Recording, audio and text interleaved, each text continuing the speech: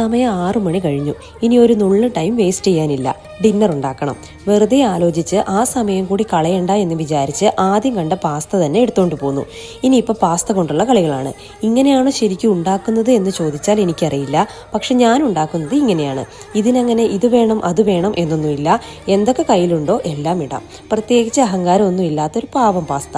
ഞാൻ ഇന്ന് ഇവിടെ ഇച്ചിരി കളർ ആയിക്കോട്ടെ എന്ന് കരുതി കുറച്ച് ക്യാബേജ്, കുറച്ച് ക്യാരറ്റ്സ്, പിന്നെ ഗാർലിക് ആൻഡ് അനിയൻ ഇത്രയാണ് കേട്ടോ എടുത്തിരിക്കുന്നത്.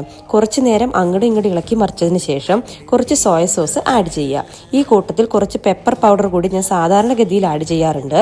പക്ഷേ ഇന്ന് നിർഭാഗ്യവശാൽ മറന്നുപോയി. പിന്നെ നമ്മുടെ പാസ്ത സോസ് കൂടി ഇട്ട് ഒരു ദാക്ഷിണ്യവുമില്ലാതെ ഇളക്കി മറിക്കുക. അത് കഴിഞ്ഞ് ഭംഗിക്കും രുചിക്കും വേണ്ടി ഞാൻ ആഡ് ചെയ്യുന്നത് ടിൻഡ് ട്യൂണയാണ്.